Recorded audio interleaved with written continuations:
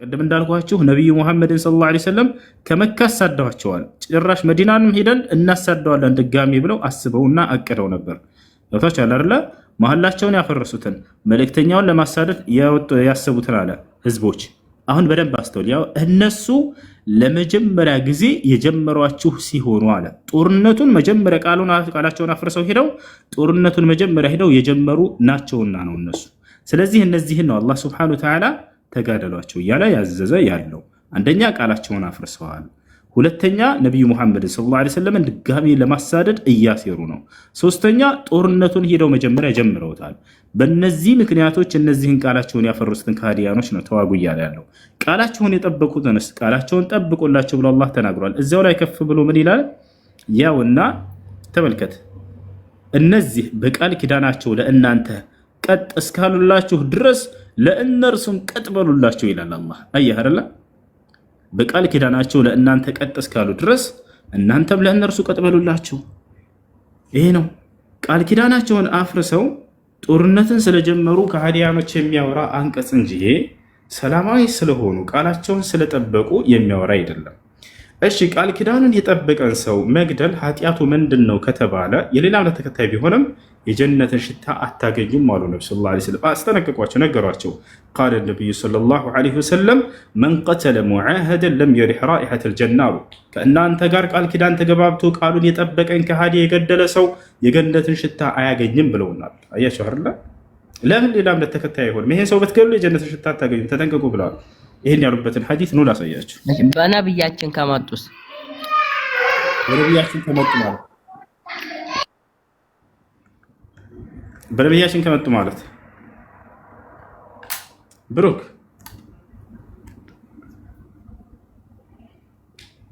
በነብይ አይደለም በአንተ ሊመጣብህ ይችላል። አንበከ ሊጋደሉ ስለመጡ አካሎች እያወራኩ ነው። ሊጋደሉ ስለመጡ አካሎች ነው። ሊጋደሉ እስካልመጡ ድረስ እነዚህን መዋጋት አይቻልም፣ አይፈቀድም። አላህ በቁርአን ላይ ሌላ ቦታ ላይ ሲናገር ምን ይላል? ወቃቲሉ ፊ ሰቢሊላህ አለዚነ ዩቃቲሉነኩም፣ እነዚያን የሚዋጓችሁን ተዋጉ ነው ያለው። የሚዋጓችሁን ገብቶሃል አይደል? ሊዋጋ እስካልመጣ ይህንን መንካት አይቻልም፣ አይፈጽም፣ አይፈቀድም። እሱ መንካት ወላ ተዕተዱ ይላሉ፣ ደንበር አትለፉ ያ ነው። እና ሊዋጋ የመጣ ካልሆነ በስተቀር ሰላማዊ የሆነን አካል መንካት አይቻልም። እንደ ኢስላም ኃጢአት ነው፣ ወንጀል ነው። አንድ ሰው ያጠፋ ሰው የዓለምን ሰው ነፍስ እንዳጠፋ ነው ከኔ ዘንድ ኃጢአቱ ብሎ አላህ ይናገራል። መን ቀተለ ነፍሰን ቢገይሪ ነፍሲን አው ፈሳድን ፊል አርድ ፈከአነማ ቀተለ ናስ ጀሚዓ፣ አንድ ነፍስ ያጠፋ የዓለምን ሰው ነፍስ እንዳጠፋ ነው ከኔ ዘንድ ብሎ አላህ ተናግሯል። ይሄ ነው። እሺ በጣም ተበራርቶልኛል፣ ደስ ብሎኛል። ሌላ ጥያቄ ልጠይቅ? ጠይቅ።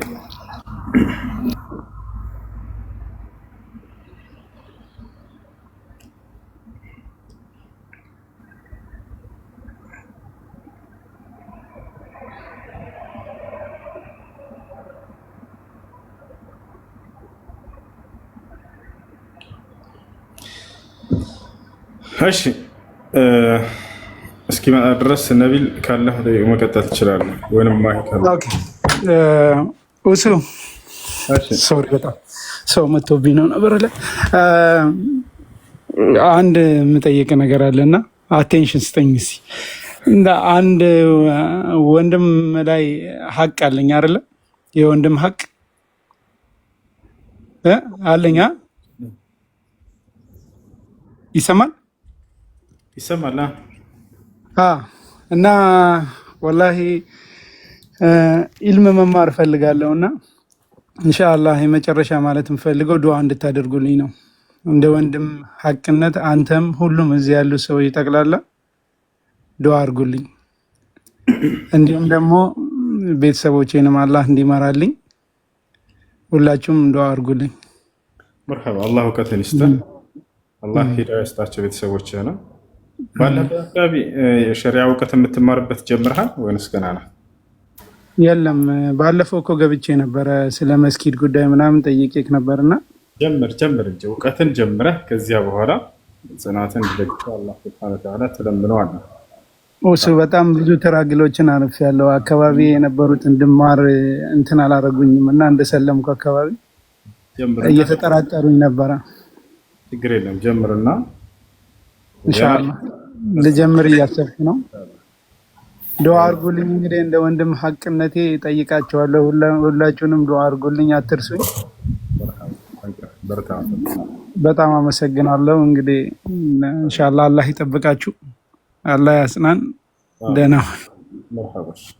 እሺ ብሩክ መጣ። እሺ ጥያቄ ምንድን ነው ቀጣይ? እሺ ይሄኛው ደግሞ የጦር ዘረፋዎች የሚለው ሱረቱል አንፋል ይስአሉነ ቁጥር 12 ላይ ያለው 12 ላይ ያለው إذ يوحي ربك إلى الملائكة أني معكم فثبتوا الذين آمنوا سألقي في قلوب الذين كفروا الرعب فاضربوا فوق الأعناق واضربوا منهم كل بنان. أشي السؤال أبرار الله የጦር ዘረፋ ብለው የተረጉሙክን በነገራችን ላይ ምርኮ ለማለት ነው። እሺ ይህን ያነሱና ያውና እስልምና ዘርፊያን ያዘልሏቸው ይችላሉ። ጭንቅላታቸው ላይ የሚጫወቱ ሰባኪዎች ስለ ጦር ምርኮ ነው የሚያወራው። ገብታችኋል አይደለ? የአማርኛው ቃል ተለዋጭ ቃል ስለሆነ ዘረፋ ብሎ ያስቀመጠው ምርኮ ለማለት ነው። እሺ እሱ ላይ ቁጥር 12 ነው ያልከው አይደለ? አሁን ያነበብኩት አንቀጽ ማለት ነው። إذ يوحي ربك إلى الملائكة أني معكم فثبتوا الذين آمنوا ይላል። መጀመሪያ ቃሉን እናንብበውና ይሄ ቁርአን አንቀጽ የወረደበትን ምክንያት እነግራችኋለሁ። በጣም የሚደንቅ ነው፣ ታዳምጣላችሁ። ከነቢዩ መሐመድ ሰለላሁ ዐለይሂ ወሰለም ጋር የመላእክት ሰራዊቶች መጥተው ያገዙባቸውን ታሪክ የሚያወሳ ነው። ኢዝ ዩሒ ረቡክ ጌታህም ወደ መላእክቱ እኔ በእርዳታዬ ከእናንተ ጋር ነኝና እነዚያን ያመኑትን አጽናኑ፣ በእነዚያ በካዱት ልቦች ውስጥ ፍርሃትን በእርግጥ እጥላለሁ፣ ከአንገቶችም በላይ ራሶችንም ምቱ፣ እነርሱም የቅርንጫፎችን መለያ ሁሉ ምቱ ሲል ያወረደውን አስታውስ ይላል። ይህ የቁርአን አንቀጽ የወረደበት ምክንያት ምንድን ነው? ሰበበ ኑዙል። ይህ የቁርአን አንቀጽ የወረደበት ምክንያት ነቢዩ ሙሐመድ ሰለላሁ ዐለይሂ ወሰለም አስተምሮት በጀመሩበት ጊዜ ገና 300 አካባቢ ተከታይ እንዳላቸው፣ በዚህ ጊዜ የመካ ከሃዲያኖች ሙሐመድንና ሰራዊቱን ሙሐመድንና ተከታዮቹን ለምን ገድለናቸው እነርሱን በቃ እዚሁ አንፈጽምባቸው የሚል ሐሳብን አመጡ። ከቀን ወደ ቀን እየሰለሙ ሰዎች ይበዛሉ። ብቻቸውን ነበሩ። ነብዩ ሰለላሁ ዐለይሂ ወሰለም በእርሳቸው ዘመን ነብይ ተደርገው ሲላኩ እንዳለ የመካ ህዝብ ጣዖት አምላኪ ነበር አብዛኛው ማለት ነው። ከዚያ በኋላ ሰዎች እየሰለሙ 300 ደረሱ። ብዙ መንገድ ሞከሩ ለማስቆም ነብዩ ሰለላሁ ዐለይሂ ወሰለም ይገሉባቸው ነበር። እስኪ ተስፋ እንዲቆርጥ ሰው በሰለመ ቁጥር ለምን አንገድልበትም የሚል መንገድ ተጠቀሙ። ሱመያ የመጀመሪያዋ መስዋዕት ነች። ሴት ነች፣ ትልቅ ሴት ነች። ወደ እምነትሽ ተመለሽ፣ ወደ እምነታችን ከእስልምና ውጭ አሏት። በፍጹም ዳግም ወደ ባዕድ አምልኮ አልመለስም አለቻቸው። የመካ ህዝብ በተሰበሰበበት በአደባባይ ያስተኟት። ብልቷ ላይ በብረት ነው ተንጠራርተው የወጓትና የገደሏት። ነብዩ ሰለላሁ ዐለይሂ ወሰለም የገነት መሆኗን መስክረውላታል፣ አብስረዋታል። ሰብረን የአለ ያሲር ፈኢነ መውዒደኩሙል ጀና አሏት። እናንተ የያሲር ቤተሰቦች ሆይ ጽኑ በእምነታችሁ ላይ ወደኋላ እንዳትመለሱ፣ ቀጠሯችሁም ገነት ነች ነገ የትንሣኤ ቀን ብለው ይነግሯቸው ነበር። በይሄ ሞከሩ። በእንደዚህ በመግደል ተከታዮችን ነብዩ ሰለላሁ ዐለይሂ ወሰለም ሊያቆሙ አልቻሉ። ሌላ ነገር ያቀረቡላቸው ሙሐመድ እስኪ ምናልባት እንዳው ስልጣንን ፈልጎ ከሆነ ከበላያችን እንሹመው፣ የበላይ ስልጣን አድርገው። የመካ ንጉሶች ናቸው ተሰባስበው ይሄን እንትን እያሉ አሉት።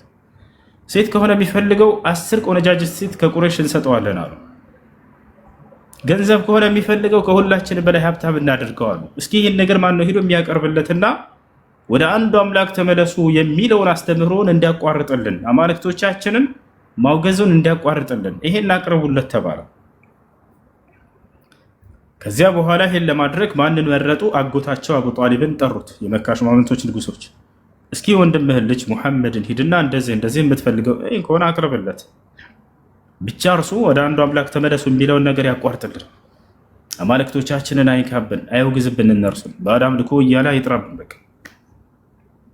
መጣ አጎታቸው ነቢያችን ሰለላሁ ዐለይሂ ወሰለም ከቀረበ የብነ አኺ ኢስማዕ ሚኒ ያላቸው፣ የወንድሜ ልጅ ሆይ ስማኝ፣ ዛሬ ከኔ የመካ ንጉሶችና ሹማምንቶች ወደ አንተ ሽምግልና ልከውኛል። ቁል ያ ዓም አሉት፣ አጎቴ በል ተናገር እየሰማሁ ነው አሉት። የመካ ሹማምንቶች ለአንተ አቅርበውልሃል አስተምሮትህን እንድታቋርጥ፣ ነገር ግን ስልጣን ከሆነ የሚፈልገው ከሁላችንም በላይ ስልጣን እንሰጠዋለን ብለዋል። ሴት ከሆነ የሚፈልገው ከቆነጃጅት ሴቶች 10 መርጠን ከዚያም በላይ እንድረዋለን። ገንዘብ ከሆነ ከሁላችንም በላይ ሀብታም እናደርገዋለን። ነገር ግን ወደዚህ መንገድ መጣራቱን ያቋርጣሉ። ያ ዓም ይስማዕ ሚኒ አሉት፣ አጎቴ ሆይ አሁን ደግሞ ከእኔ ስማኝ አሉት። አጎቴ ሆይ ከእኔ ስማኝ አሁን አሉት። ቁል የብነ አኺ አላቸው፣ የወንድሜ ልጅ ሆይ በል ንገረኛ። ለው ወضዑ الሸምሰ ፊ የሚኒ ወልቀመረ ፊ የሳሪ ዐላ አን አትሩከ ሃዛ አልአምር ለን አትሩከ ሐታ ኡበልገሁ ማ አራደሁ ላህ አው አህሊከ ዱነህ። ነቢዩ ሰለላሁ ዐለይሂ ወሰለም ምን አሉት? አይደለም አሁን ያቀረቧቸውን ስጦታዎች አሉ ፀሐይን በቀኝ እጄ ጨረቃን በግራ እጄ አምጥተው ቢያስቀምጡልኝ ይሄን አስተምሮቴን እንድተው በፍጹም አላደርገውም ማለት እያስተላለፍኩት ህይወቴ እስክታልፍ ድረስ እቀጥለዋለሁኝ። አላህ ይደርሳል ያለበት ቦታ እስኪደርስ ድረስ አላቋረጠውም በፍጹም ንገራቸው ሂድ አሉት። ነቢያችን ሰለላሁ ዐለይሂ ወሰለም ስልጣን የሚፈልጉ የዛን ያቋርጡት ነበር። ካስተምሮታቸው በስተጀርባ ሀብት ቢሆን ኑሮ የዛን ያቋርጡት ነበር። ካስተምሮታቸው በስተጀርባ ቆነጃጅት ሴት ማግኘት ቢሆን ኑሮ የዛን ያቋርጡት ነበር።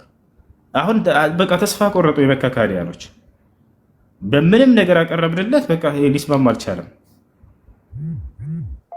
ከዚያ በኋላ ምን አደረጉ እነዚህ ሰዎች? በቃ ከዚህ በኋላ እንግዲህ አሁንስ ሙሐመድን ማዕቀብ እንጣልበት ተባለ። የምን ማዕቀብ? ማንም ሰው ከሙሐመድና ከተከታዮቹ ጋር ምንም አይነት ግብይት እንዳያደርግ፣ እንዳይገዛ፣ እንዳይሸጥ፣ እንዳይጋባ፣ እንዳይገናኝ ሁሉ ከነርሱ ጋር የዛኔ ሲራቡ ጊዜ ማንም ሲገዛ የሚሸጥላቸው ማንም ሳይኖር ጊዜ ተርበው ያልቃሉ በቃ በሚል መንገድ ሄዱ። ለ3 ዓመት ያክል ይሄ ሆነ። በጣም እየተራቡ ሰሃቦች እየተቸገሩ በረሃብ እየሞቱ ምናምን። ከዚያም በኋላ ስደትን ያዘዙት ወደ ሀበሻ እንዲሄዱ ያሏቸው ለዚህ ነው። ይህ ሁሉ መከራ ደረሰ። ምን አለ ከዚያ በኋላ ይሄ ጦርነት በቃ ምን ወሰኑ የመካ ካህዲያኖች? ሙሐመድን በቃ እርሱና ተከታዮችን እንግደላቸው፣ ጦርነት አውጀንባቸው የሚል አወጁ። አሁን ወደ ቁርአኑ አንቀጽ ልመጣ ነው። ያም የበድር ጦርነት ተብሎ ይጠራል። ነቢያችን ሰለላሁ ዐለይሂ ወሰለም እና ሶሐቦች ገና 300 አካባቢ ናቸው። የመካ ንጉሶች እና ሹማምንቶች ጦርነት አወጁ። ሙሐመድ ከአንተና ከተከታዮች ጋር ጦርነት እናደርጋለን። ጦር ሜዳ ላይ ቀረቡ። ሲታዩ ጊዜ ነብዩ ሰለላሁ ዐለይሂ ወሰለም እና ሶሐቦች 300 ናቸው። ለዚያም ደካሞች፣ የጦር መሳሪያ የላቸውም፣ ደካማ ናቸው። እነዚያስ በሺዎች የሚቆጠሩ ናቸው። የጦር መሳሪያ ነፋላቸው። ንጉስ ነው የሚመራቸው። በዚህ ሁኔታ ሳለ ነቢያችን ሰለላሁ ዐለይሂ ወሰለም ልክ ሲያዩ ጊዜ ያን ሁሉ ሰራዊት ጦር ሜዳ ላይ ሲያዩ በጣም ደነገጡ። በጣም ብዙ ህዝብ ነው። እነዚህ ደካማ ናቸው፣ ገና 300 ናቸው። ፈጀተ ነቢይ ሰለላሁ ዐለይሂ ወሰለም ዐላ ሩክበተይሂ። በዚህ ጊዜ ነቢያችን ሰለላሁ ዐለይሂ ወሰለም በጉልበታቸው ተንበረከኩ። ወድዑ ላህ ዐዘ ወጀል፣ አላህንም መለመን ጀመሩ። አላሁመ ነስረከ አለዚ ወዐድተኒ አሉ። አምላክ ያላህ ሆይ እረዳሃለሁ ብለህ ቃል የገባህልኝን እርዳታህን ዛሬ ነው የምሻው አሉ። አላሁመ ኢንተህሊክ ሃዚሂ ልዕሳባ ለን ቱዕበደ ባዕድ፣ አምላክ ያላህ ሆይ እነዚህ ያመኑልኝ ሰዎች እንዳይሞቱብኝ አሉ። እነዚህ ከሞቱብኝ አንተን የሚገዛ ሰው ምድር ላይ ሊጠፋ ነው ዳግም አሉ። ይህን እየተናገሩ እያለ አላህ ስብሐነሁ ወተዓላን እየለመኑ እያለ አቡበክር ከሰውነታቸው ላይ ጋቢያቸው እስኪወርድ ድረስ አላህን ለመኑት። አቡበክር ስዲቅ አብሯቸው ነበር። ምን አለ? ያ ሙሐመድ ኢነላሃ ሙንጅዙን ለከ ማ ወዐደክ የክፊክ አላቸው። ሙሐመድ ሆይ ይበቃሃል፣ አላህ ቃል የገባልህን ይፈጽምልሃል ዛሬ እርግጠኛ ነኝ አላቸው። ነቢያችን ሰለላሁ ዐለይሂ ወሰለም ወዲያው ይሄ ቁርአን አንቀጽ ወረደላቸው። ኢዝ ተስተጊሱነ ረበኩም ፈስተጃበ ለኩም እና አሁን የወረደው ከላይ ጀምሬ ላነብላቸው ነው። አንተ የጠየቀው 12 ነው አይደለ? ከላይ ከፍ ብሎ ብስራቱን ሰጣቸው። ሙሐመድ ሆይ እርዳታን በጠየከኝ ጊዜ እኔ እርዳታዬን እሺ ብዬ ያው ተቀብዬሃለሁኝ። ለአንተም ከሰማይ 1000 የመላእክት ሰራዊቶችን ያው እልክልሃለሁኝ አሁን አላቸው። ወዲያው እነ መልአኩ ገብርኤል እነ ጅብሪል እነ ሚካኤል መጡ ተልከው ከ1000 ሰራዊት ጋር መላእክቶች ከዚያ አላህ ስብሐነሁ ወተዓላ ያዘዛቸው ትእዛዝ ነው አሁን ያነበብኩልህ ቅድም። ወደ መላእክቶችም ባዘዝኳቸው ጊዜ ይላል ኢዝ ዩሒ ረቡከ ኢለል መላኢካ አኒ መዐኩም ፈሰቢቱ ለዚነ አመኑ። እኔ ጌታህም አላህ ወደ መላእክቶቼ ትእዛዝን ባስተላለፍኩ ጊዜ ይላል መላእክቶቼ ሆይ እኔ ከእናንተ ጋር ነኝ፣ ሂዱና ምድር ላይ እነዚያን ያመኑትን አጽኗቸው ብዬ አዘዝኳቸዋል። ከአንገታቸውን በላይ ይቅሏቸው እያለ እየተናገረ ያለው ማለት ነው። ለመላእክቶች ነው ይህን ትእዛዝ እየሰጠ ያለው አላህ። ማንን? ሙስሊሞችን ለመግደል እና ለመጨረስ የተጋበዙ ከሃዲያኖችን ሂዱና እነዚያን ግደሏቸው እያለ ለመላእክቶች አላህ ሱብሓነሁ ወተዓላ እያዘዘ ነው እንጂ ሰላማዊ የሆነን ከሃዲ አይደለም። ከሃዲያኖችን እንደዚህ አድርጓቸው ሲል ጊዜ ከላይ ጀምሮ እናነባዋለን። እኑ ተመልከቱ። ይህ ነቢያችን ሰለላሁ ዐለይሂ ወሰለም ከዚያ በኋላ ድል አደረጉ፣ አሸነፉ። እነዚያ ከሃዲያኖች ተሸነፉ ማለት ነው። ለነቢዩ ሙሐመድ ሰለላሁ ዐለይሂ ወሰለም መላእክቶች እየመጡ ያገለግሏቸው ነበር። ልክ ለቀደምት ነቢያት መላእክ ሲላክ እንደነበር ማለት ነው። አሁን ይሄን እዚህ ጋር አንተ የጠየቀኝ 12 ነው አይደለ? መለስ ብለን ይሄንን እርዳታ እንደጠየቁት ነቢ ሰለላሁ ዐለይሂ ወሰለም ከዚያም አላህ እንደረዳቸው መላእክት ሰራዊት 1000 ሰራዊት እንደላከላቸው ነው። እዚህ ጋር እንመልከት። ያው ምን ይላል? ከጌታችሁ እርዳታን በፈለጋችሁ ጊዜ እኔ በሺህ መላእክት ተከታዮች ሲሆኑ እረዳችኋለሁ ሲል ለእናንተ የተቀበላችሁትን አስታውሱ ይላል አላህ። ነቢዩ ሙሐመድ ሰለላሁ ዐለይሂ ወሰለምና ሰሓቦችን 1000 የመላእክት ሰራዊት ልኮ እንደረዳቸው የገለጸበት ነው። ከዚያ በኋላ ወማ ጀዐለሁ ላሁ ኢላ ውሽራ፣ አላህም ይህንን እርዳታ ለብስራትና ልቦናችሁ ሊረኩበት እንጂ ለሌላ አላደረገውም። ድልም መንሳት ከአላህ ዘንድ እንጂ ከሌላ አይደለም። አላህ አሸናፊና ጥበበኛ ነው አለ። ከዛ የጠየቀው እየቀጠለ ይመጣል። የሚገርማችሁ ከጽናት አላህ እንዴት የሚገርም ጽናት እንደሰጣቸው እዚህ ጋር ትረዳላችሁ። ጦር ሜዳ ላይ ጠላት ሊዋጋችሁ ከፊታችሁ ቆሙ፣ ምንም ሳይመስላችሁ ቀርታችሁ እንቅልፍ ቢመጣችሁ ምን ትላላችሁ? ያ ጀማዓ ወላሂ ምን ያክል ጽናት እንደለቀቀባቸው አላህ ለሰሃቦች። አንተ ጦር ሜዳ ላይ ጠላት ሊዋጋህ መጥቶ ሰይፉን መዞ እየጠበቀ ትርበተበታለህ አይደል? ትጨነቃለህ። የሚገርም ግን እዚህ ጋር ሰሃቦች ጭራሽ እንቅልፍ ሁሉ ነው የመጣቸው። አላህ የሚገርም ጽናትን ለቀቀባቸው። ያው ከእነርሱ በሆነው ጸጥታ በጦር ግንባር በእንቅልፍ በሸፈናችሁ ውሃንም በእርሱ ሊያጠራችሁ የሰይጣንን ጉትጎታ ከእናንተ ሊያስወግድላችሁ ልቦናችሁንም በትዕግስት ሊያጠነክርላችሁ በእርሱም ጫማዎችን በአሸዋው ላይ ሊያደላድላችሁ በእናንተ ላይ ከሰማይ ባወረደው ጊዜ አስታውሱ ይላል አላህ ሱብሓነሁ ወተዓላ። ጽናትንና እርጋታን ከሰማይ አወረድኩላችሁ እያለ ለነቢ ሰለላሁ ዐለይሂ ወሰለምና ለሰሃቦች እየገለጸላቸው ነው። ከዚያ አሁን የጠየቀው ያው እነዚህ ጋር ለመላእክቶች የተሰጠ ትእዛዝ ነው። ይሄ ደግሞ ቁጥር 12 ላይ ምን ይላል? ጌታህም ወደ መላእክቱ እኔ በእርዳታዬ ከእናንተ ጋር ነኝና እነዚያን ያመኑትን አጽናኑ፣ በእነዚያም በካዱት ልቦች ውስጥ ፍርሃትን በእርግጥ እጥላለሁ አለ አላህ ሱብሓነሁ ወተዓላ። ከሃዲያኖች ልቦና ውስጥ ፍርሃትን እንደሚለቅባቸው እየገለጸ ነው። ይህ ከእርዳታው መካከል አንደኛው ነው። አማኞችን ሊያጠቁና ሊገድሉ የመጡ አካሎች ናቸው። ግፍና በደል ሊሰሩ ላይ ያሉ ናቸው። በእነዚያ ላይ ሽብርን ለቀቅባቸው በልባቸው ውስጥ ፍርሃትን። ከዚያ መላእክቶችን ምን አላቸው? ከአንገቶችም በላይ ራሶችንም ምቱ አላቸው። የካህዲያኖችን ማለት ነው። ለምን? አማኞችን መጥተው ሊጨርሱ ሊገድሉ ተነስተዋልና። ታቸዋላለን። ከእነርሱም የቅርንጫፎችን መለያ ሁሉን ምቱ ሲል ያወረደውን አስታውስ እያለ አላህ ሱብሓነሁ ወተዓላ ይናገራል። እና ይህ ነው እና አማኞችን እንዋጋለን ስላሉ ከሃዲያኖች ለመላእክቶች የተሰጠ ትእዛዝ ነው ይሄ። እነዚህ መላእክቶች ደግሞ የመጡት ነቢዩ ሙሐመድ ሰለላሁ ዐለይሂ ወሰለም አምላክ አላህ ሱብሓነሁ ወተዓላን እርዳታ በጠየቁበት መሰረት ነው። አምላክ ያላህ ሆይ እንደምትረዳኝ ቃል ገብተህልኛል እርዳኝ ብለው ለመኑት። ያውና እርዳታ በጠየቀኝ ጊዜ እኔም ያንን እሺ ያልኩህ 1000 ሰራዊት መላእክትን ላኩልህ እያለ አላህ ሱብሓነሁ ወተዓላ የገለጸበት ነው ማለት ነው። ይሄን ይመስላል ብሩክ።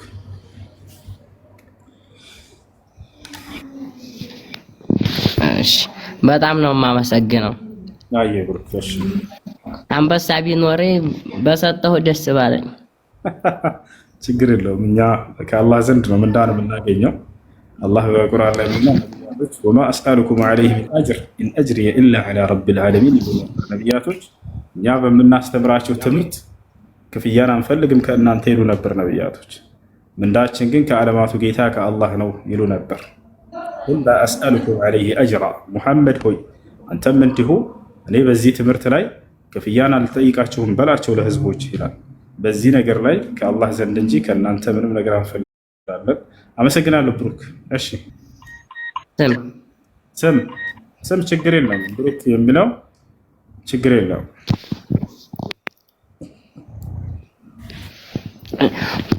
ዋናው እምነቱ ነው እንጂ ችግር የለም ስሙ። እምነቱ ነው እንጂ ዋና ችግር የለም። እሺ በጣም ነው የማመሰግነው። ነገም እንዳትረሳኝ ይገባል። ችግር የለም። አብሽር፣ ደስ ባለ ጊዜ በጣም መጠየቅ ትችላለህ። እሺ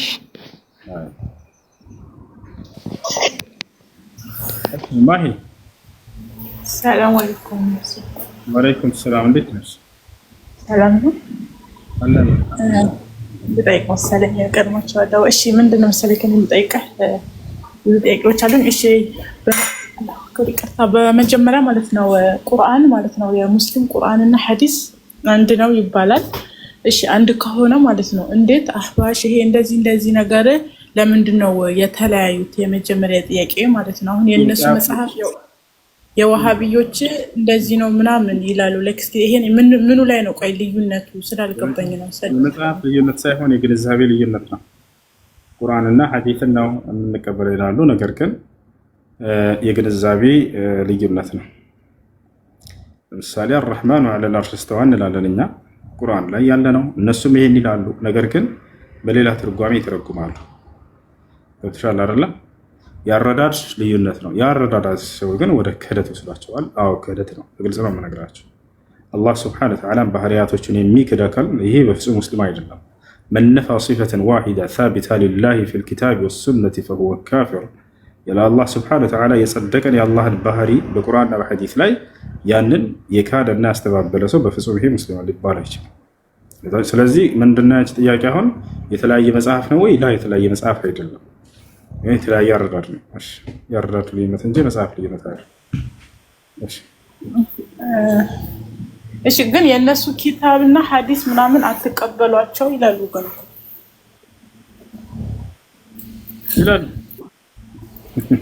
ይላሉ እና ምኑ ላይ ነው? እሺ ቆይ ሐዲስ ማለት ነው የረሱል ሰለላሁ ዐለይሂ ወሰለም ንግግር ነው አይደለም? ለምንድን ነው ዳኢፍና ሰሂህ ተብሎ ለምንድን ነው ከጊዜ በኋላ የተለያዩት? የእነሱ ያስቀመጡልን ለኛ ልንማርበት ነው። ሰዎቹ ደግሞ ለምንድን ነው ዳኢፍ ያደረጉት?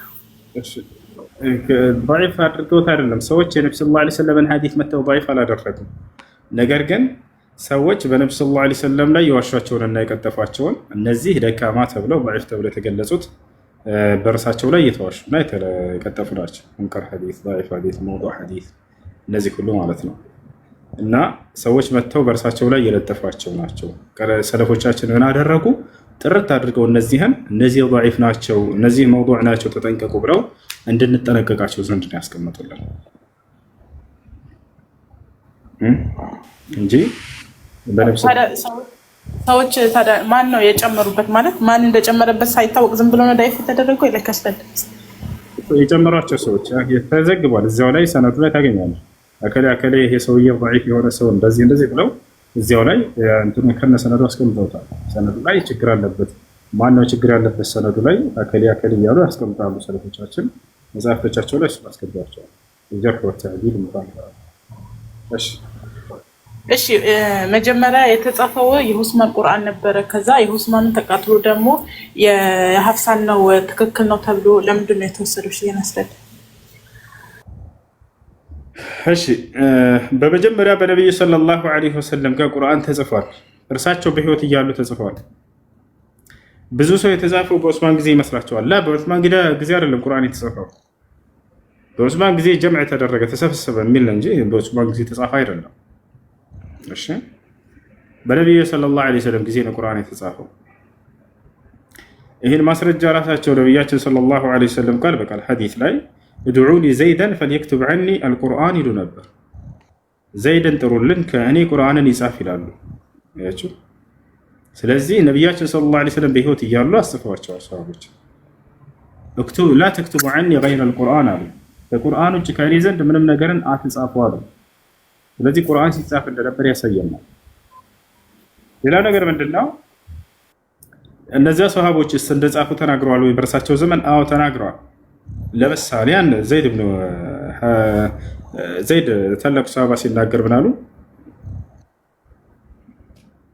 ኩና ኑአሊፉ አልቁርአን ዒንደ ረሱሊላህ ሰለላሁ ዐለይሂ ወሰለም ከነቢዩ ሰለላሁ ዐለይሂ ወሰለም ዘንድ ቁጭ ብለን ቁርአንን ስንጽፍ ነበር አለ። ያው ቁርአን በነቢያችን ሰለላሁ ዐለይሂ ወሰለም ዘመን ተጽፏል።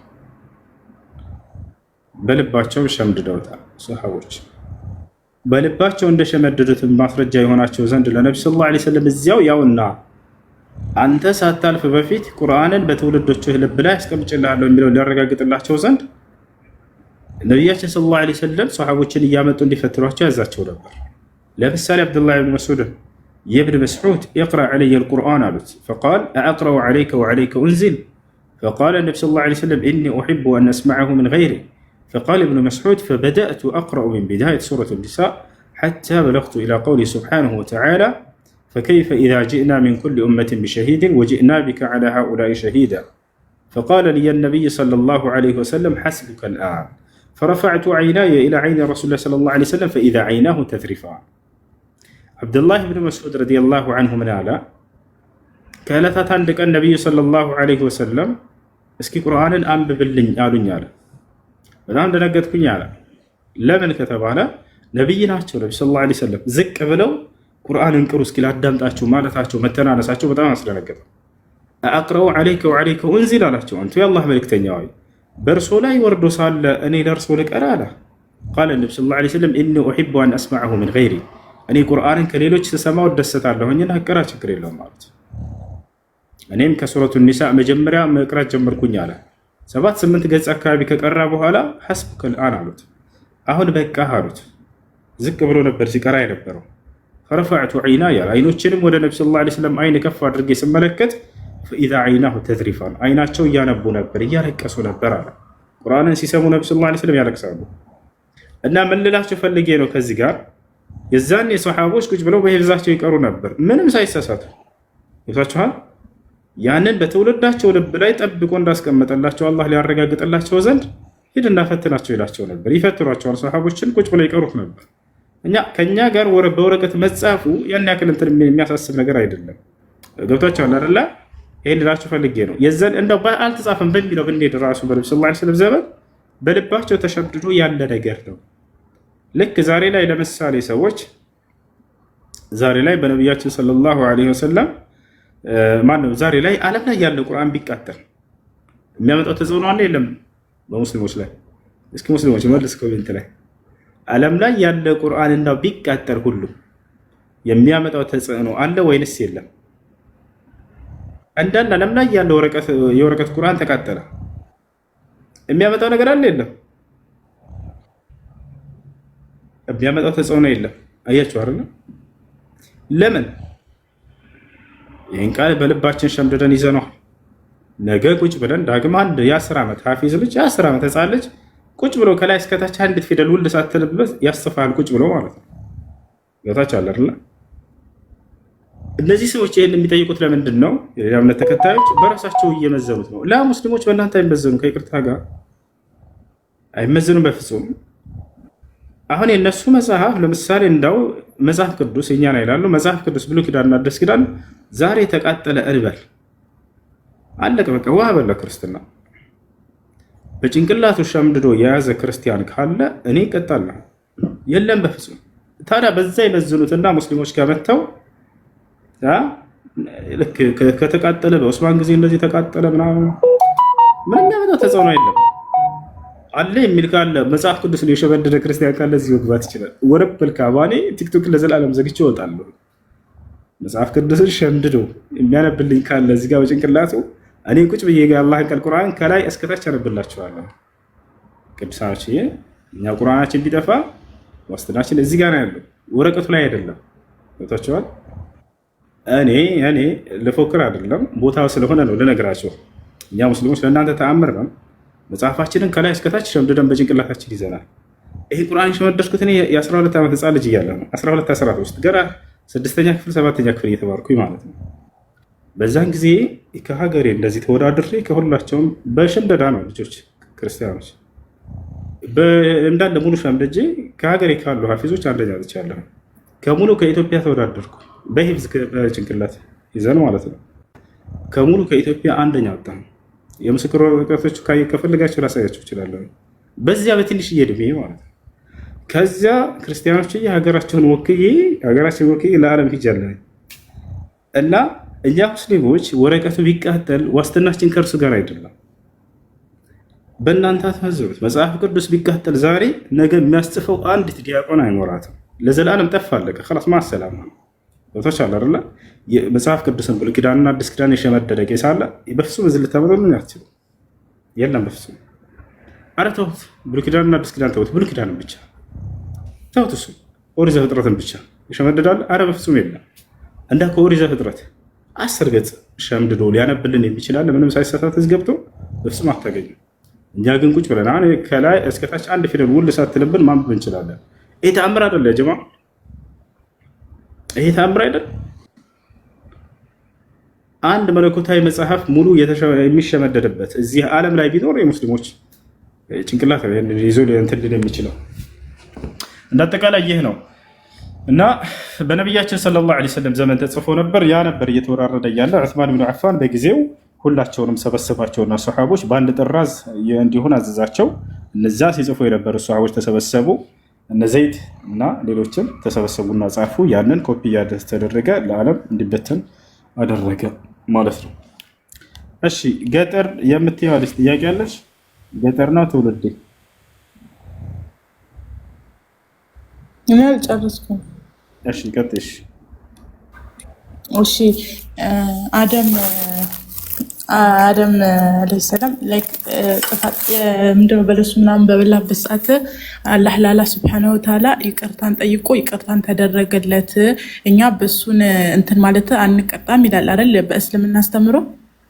እሺ አላህ ደግሞ አላህ ሱብሓነሁ ወተዓላ ይቅር ካለው ደግሞ ለምንድነው ወደ ጀነት ያልመለሰው? አላህ ይቅር ካለው ማለት ነው። እሺ አደም ሁለት ጥፋት የተገኘበት ማን ነው? አደም አለይሂ ሰላም ምንድነው? የመጀመሪያው ከበላህ ከጀነት ትወርዳለህ የሚል ነው። ሁለተኛ ደግሞ በዚያ ምክንያት የመጣበት የኃጢአት እንትን አለ። ለኃጢአቱ አደም አለይሂ ሰላም ከአላህ ጋር የተጣላውን ጥል በምን እንትን ጋር ሰበረ ከተባለ ተውበት በማድረግ ንስሐ በማድረግ ከአላህ ጋር ታርቋል። ወደ ገነት ለምን አልተመለሰም ከሆነ አደም አለይሂ ሰላም ወደ ገነት ከሚመለሱት ነው። አደም አለይሂ ሰላም ወደ ገነት ከሚመለሱት ነው። ያ ነው አደም አለይሂ ሰላም ወደ ጀነት ከሚመለሱት ነው። ነቢያችን ሰለላሁ ዐለይሂ ወሰለም ነቢያቶች የጀነት እንደሆኑ ይናገራሉ። አደም ከነቢያቶች መካከል የመጀመሪያ ነቢይ ነው። አልአንቢያ ፊል ጀና። ነቢያችን ሰለላሁ ዐለይሂ ወሰለም መጀመሪያ ጀነት ላይ የጀነትን ጸጋ የሚጎናጸፉት ነቢያቶች እንደሆኑ ሲናገሩ አለ ሐዲስ ላይ። ስለዚህ አደም አለይሂ ሰላም ከነቢያቶች መሆኑ የተረጋገጠ ነው። ሐዲስ ላይ ተጠይቀው ሁዘይፋ ብን የማን ነው የጠየቃቸው። ያ ረሱላላህ ሀል ካነ አደም ነቢየን አላቸው። ነዓም ካነ ነቢየን ሙከለማ አሉ። አንተ የአላህ መልእክተኛ ሆይ አደም ነቢይ ነበርና? አዎ ለዚያውም አላህ ያናገረው ነቢይ ነው አሉ። ልክ እንዲሁ አላህ ሱብሓነሁ ወተዓላ በቁርአን ላይ አደምን መስክሮለታል። እኔ ንስሐን ተቀብየዋለሁኝ መርጬዋለሁም ቅኑን መንገድንም መርጬዋለሁም እያለ ይናገራል። ተባሁ ዐለይሂ ወሀዳ ይላል እና ይህ ነው አደም ዐለይሂ ሰላም ከሚመለሱት ነው። እሺ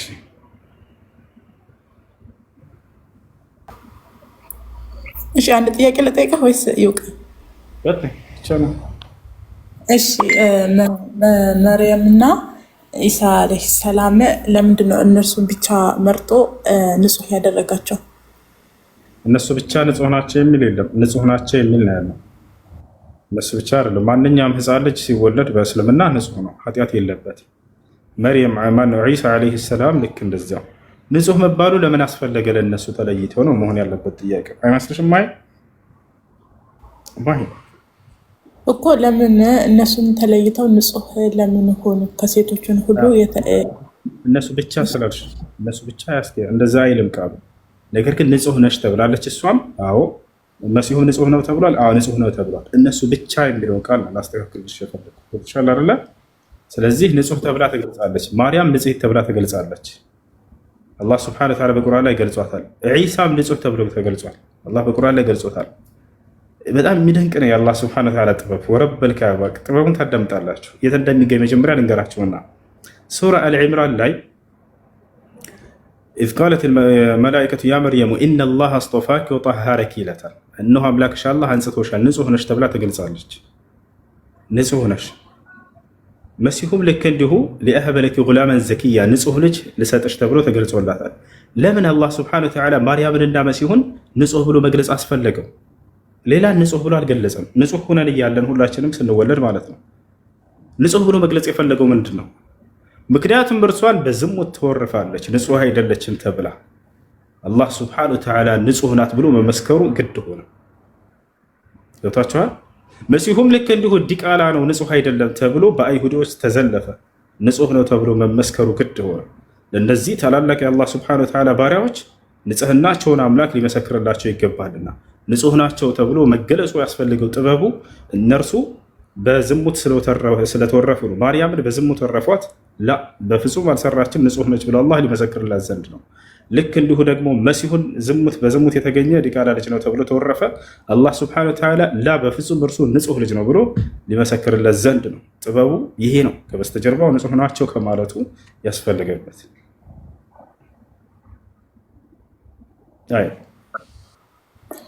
እሺ አመሰግናለሁ። እሺ ቅድም ላወራህ ብቻ አንድ መረጃ ብቻ ልጠይቅህ። እሱ ምንድነው? ቅድም እያብራራህ እየሰማሁህ ነበረ እና ረሱል ሰለላሁ ዐለይሂ ወሰለም ለመምጣታቸው ኢሳ ዐለይሂ ሰላም እየተናገረው ከዛ በኋላ አህመድ ምናምን ይመጣል ያልከው መረጃ እሱን ታሳየኛለህ?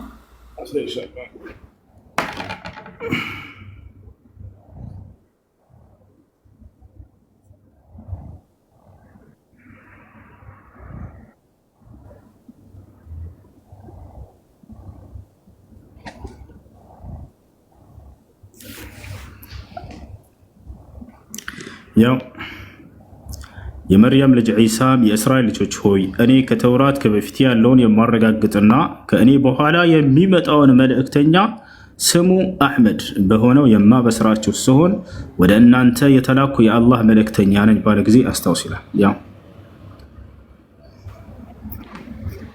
ኦኬ በቁርአን ነው ያለው።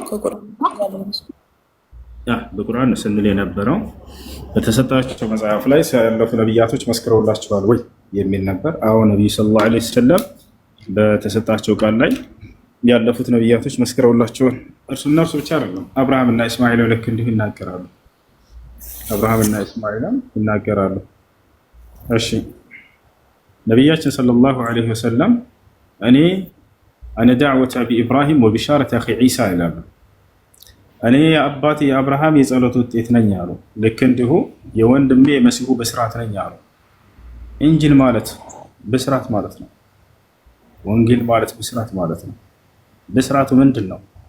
እርሱ በኋላ ስለሚመጣው የአምላክን መንግስት በምድር ላይ ስለሚያቋቁመው መልእክተኛ የሚያበስር መልእክተኛ ነበር መሲሁ።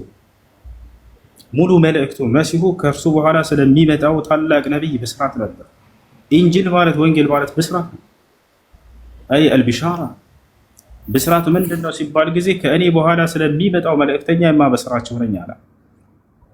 ወደፊት ስለሚመጣው በምድር ላይ ስለሚቋቋመው የእግዚአብሔር መንግስት ቀርባለችና እያለ ያበስራቸው ነበር።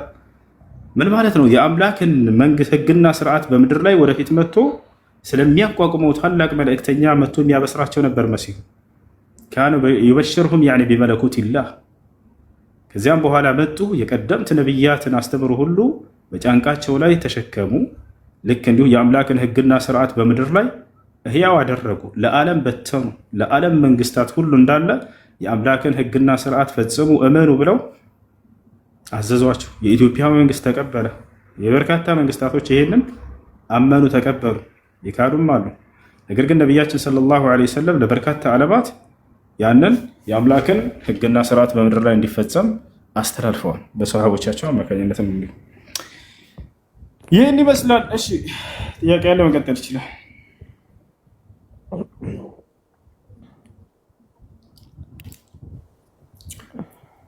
እሺ ከሌለ ትንሽ ቁርአን እንቀራለን። እሺ ሰላም አለይኩም። ወአለይኩም ሰላም ወራህመቱላህ። ዲና ደህና ነሽ? አልሐምዱሊላህ። እሺ ጥያቄ ነበረኝ። ጥያቄሽ ምን ይላል? ተረበሽ አንድ ሰው ሀይድ ላይ ሆኖ ሀይድ ከጨረሰ በኋላ ውሻው ርት የሚያደርገውን እያለ ማነው እሱ ሀይድ ላይ ሆኖ ሀይድ ከጨረሰ በኋላ ወንድ ሀይድ ማየት ጀምር? ኧረ ሴት ነው። ሴቶች እንደዛ አለ። እኔ እኮ ወንድ መስሎኝ ምናምን ሀይድ ካየ በኋላ ምናምን ስትይ ነው። እሺ ለማንኛውም ሀይድ ከጨረሰ በኋላ ምንድን ነው ያልሽው? የሚደረግ ንያ አለ? ላ በልባችሁ ከሀይድ ለምትታጠቡ ማሰብ ብቻ ነው። ነቢያችን ሰለላሁ ዐለይሂ ወሰለም ኢነመል አዕማሉ ቢንኒያት አሉ ወኢነማ ሊኩሊ እምሪኢን ማ ነዋ። ማንኛውም ስራ ትክክል የሚሆነው በንያ ሲሰራ ጊዜ ነው አሉ። ሁሉም ሰው ደግሞ የነየተውን ያገኛል አሉ። ንያ ማለት ምን ማለት ነው?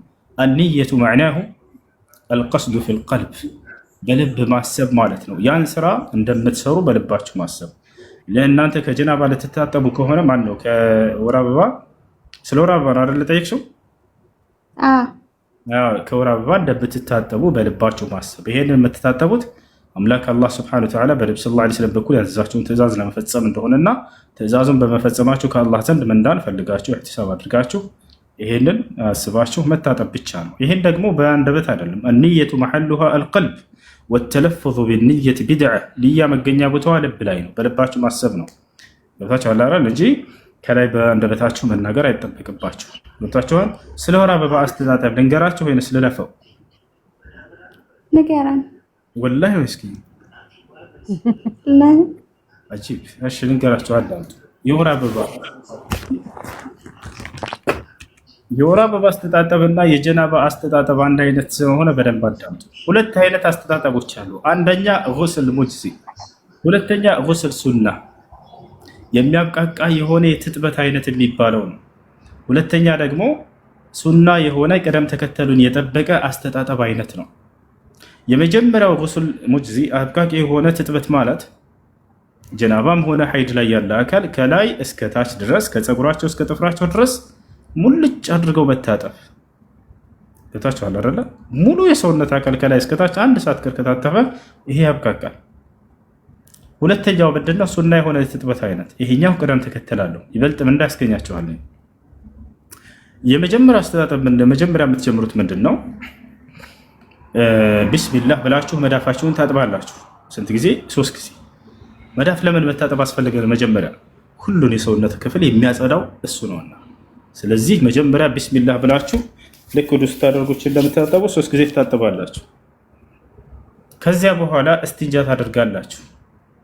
በብልት አካባቢ የሚገኝን ደም ወይንም ከጀናባ ትጥበት ከሆነ የዘር ፈሳሽ እሱን ጥርግ አድርጋችሁ ታጥባላችሁ። ሙልጭ አድርጋችሁ ታጥባላችሁ። ጨረሳችሁ? ጎበዞች ማሻአላህ። ከዚያ በኋላ በመቀጠል ልክ ለሶላት ኡዱ እንደምታደርጉ ኡዱ ታደርጋላችሁ። ከዚያ በመቀጠል 3 እፍኝ ውሃ በራሳችሁ ታፈሳላችሁ። በደንብ ሲዳረስ እሽት ታደርጉታላችሁ። ከዚያ በመቀጠል ከቀኝ ጎን ያለውን ከላይ እስከታች መታጠብ፣ ከዛ ከግራ ጎን ያለውን ከላይ እስከታች መታጠብ፣ መንቦራጨቅ ሙሉ ሰውነት አለቀ። خلاص ይሄ ነው። ይሄን ሁሉ ሀተታ ማድረግ አልችልም ያለ ሰው ምን ያደርጋል? የመጀመሪያው መጠቀም ይችላል። ወጣቻለ ይሄን ብትታጠቡ ይበልጥ እንዳታገኛላችሁ። ይሄን መጠበቅ ያቃተው ሰው ችግር የለም፣ ሙሉ ሰውነት እስከታጠበ ድረስ ይበቃዋል። ይሄ ነው። እሺ አሁን መርሃባ አንድ ጥያቄ ነበረች። እሺ ቶሎ በያት። ባትሪ ዘጋ ስለሆነ 88 ብቻ ነው ያለው። እኔ ልጠይቅ እስቲ ባታ ጠይቁ። እኔ ስለ ሲህር ነው የምጠይቀው። ሲህር በልጅነት ጀምሮ ማለት ነው ከተደረገብህ እንዴት ነው እንትን የምትለው? ለምሳሌ ሲህር የሚያደርጉበት ሰዎች ወይ አንተ አክቲቭ ሆነ ሊሆን ይችላል፣ ለሆነ አላማ ነው የሚያደርጉ በአንተ ላይ፣ ወይ ደግሞ የሆነ ነገር አንተ እንዳታረግ ከሆነ እንዴት ነው የሚታየው ማለት ነው?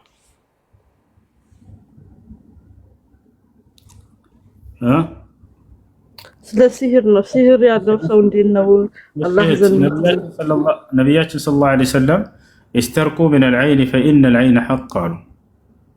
በአይን الناس እኮ አዳምጪ استرقوا من العين فإن العين حق بأين الناس بسحر بجن ببدع ምናምን እንዲህ ለተለከፉ ሰዎች ሩቅየተ ሸርዕያ ሸሪዓዊ ፈውስ አስደርጉላቸው፣ ቁርአን አስቀሩላቸው፣ ወይም ሐዲስ አለ ሩቃ የሚሆኑ እነዚያን አስቀሩላቸው። ይህ ያለ ነገር ነውና ብለው ተናግረዋል። ይህንን ያደረገ ሰው በሰዎች ላይ በቀጣዩ ዓለም በጣም ከባድ ቅጣት እንደሚጠብቀው አላህ ሱብሓነሁ ወተዓላ ተናግሯል። ወለቀድ ዓሊሙ ለመን ኢሽተራሁ ማ ለሁ ፊል አኺረቲ ሚን ኸላቅ ይላል። በሰዎች ላይ ይህን ያደረገ ሰው በቀጣዩ ዓለም ምንም አይነት እጣና እድል እንኳን የለውም እያለ ይናገራል። የሰዎችን ህይወት በምድር ላይ እንዳመሰቃቀለ አላህ ሱብሓነሁ ወተዓላ በቀጣይ ዓለም ላይ ይቀጠዋል ያን ሰው እና በዚህ ተለክፎ ሰውየው ሶብር ካደረገ በቀጣዩ ዓለም ደግሞ ትልቅ ምንዳ አለው። በምድር ላይ ፈተና ተፈትነው በቀጣዩ ዓለም ሰዎች የሚሰጣቸው ምንዳ የውመል ቂያማ ነቢያችን ሰለላሁ ዐለይሂ ወሰለም ሲናገሩ ምን አሉ? የመከራ ባለቤቶች በቀጣዩ ዓለም ምንዳቸውን ሲከፈላቸው ጊዜ ምን ነው ከዚህ በላይ መከራ ደርሶብን በነበር ብለው እስኪመኙ ድረስ አላህ በጸጋ ያንበሸብሻቸዋል ብለው ተናግረዋል። ያያቸውም አካል ምን ነው እኛም እንደነርሱ በምድር ላይ ተፈትነን በነበር ብሎ እስኪመኝ ድረስ አሉ። ስለዚህ ምንዳቸው በጣም ላቅ ያለ ነው እና በዚህ የተፈተነ ሰው በፍጹም አላህን ወደሚያስክር ወደ ሽርክ ቦታ እንዳይሄድ ምድራዊ ፈውሴን አገኛለሁ ብሎ ባለሁበት ሁኔታ ይጽና፣ ጌታውን አላህ ሱብሓነሁ ወተዓላ ሊገዛ በቀጣዩ ዓለም ስለሚያገኘው ተስፋ እያሰበ ይኑር። እሱ የተሻለ ነው።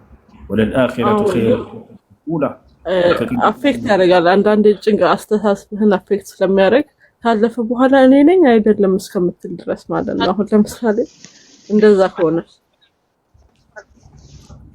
ምናሽ አንዳንዴ አፌክት ያደርጋል። አሁን ለምሳሌ በአክቲቭ ሆነ በፊት በዛ ላይ የሚያደርጉብህ ከሆነ አስተሳሰብህን አንዳንዴ አፌክት የሚያደርገው ከሆነ አሁን ለምሳሌ እኔ ነኝ ያደረኩት እኔ ነበርኩ አይደለም እስከምትል ድረስ ማለት ነው። እሱ እንደዛ ከሆነ እኮ እንደዛ ሊሆን ይችላል፣ ሊያደርስባችሁ ይችላል እንደዛ አይነት ነገር እና ይሄን ነገር አንደኛ መመክርሽ ነገር ሩቃ በተደጋጋሚ ማስቀራትና ሸሪዓዊ ፈውሶችን መጠቀም ነው። በዚህ ነገር ላይ የተለከፈ ሰውና ተጽዕኖ አድርጎበት የሆነ የማይሆን ነገር ቢያሰራው ወንጀል ነገር ቢያናገረው ወይንም እንዲሰራው ያደርገው ይሄ ሲህሩ ተጽዕኖ አድርጎበት በዚያ አይጠይቅበትም፣ ሰው አይጠይቅበትም። ነቢያችን ሰለላሁ ዐለይሂ ወሰለም ሩፊዐ አልቀለም ዐን ሰላሳ አሉ አኒል ሙጅሪም ሐታ ይፍሩ። ከሶስት አካሎች በር ተነስቶላቸዋል። የአእምሮ ህመምተኛ የሆነ ሰው ወደ ንጹህ አእምሮ እስኪመለስ ድረስ የሚሰራው እንደ ወንጀል አይቆጠርም። እሺ እና ይሄ እሺ ኢድናም መርሐባ ኢድናም ጥያቄ አለ? አቤት ወሱ ጥያቄ አለ አለኛ። እሺ ጥያቄ ምንድን ነው?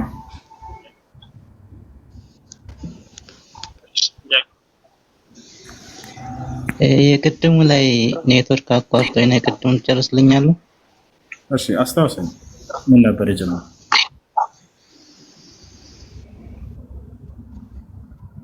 ሉቃስ 1:35 የሚለው። እሺ ሉቃስ 1 ላይ ከማርያም ጀምረን እንጀምረው። ሉቃስ ወንጌል ምዕራፍ 1 ከቁጥር 26 ማለት ነው።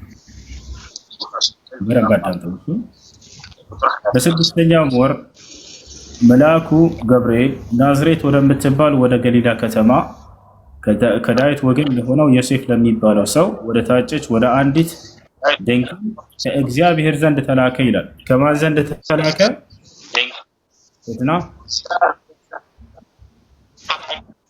የትና አቤቱስ ከማን ዘንድ ተላከ ይላል? ከእግዚአብሔር ዘንድ ተላከ ይላል። የተላከው ገብርኤል ነው። ማን ነው ላኪው? እግዚአብሔር ነው። ስለዚህ የሚወለደው ልጅ በፍጹም እግዚአብሔር ሊሆን አይችልም። እግዚአብሔርን ያኒ የላኪው እግዚአብሔር ነው። የሚወለደው ልጅ ደግሞ በፍጹም እግዚአብሔር ሊሆን አይችልም። እንቀጥል ለማለት ነው። የድንግሊቱም ስም ማርያም ነበረ ይላል። መልአኩም ወደ እርሷ ገብቶ ደስ ይበልሽ።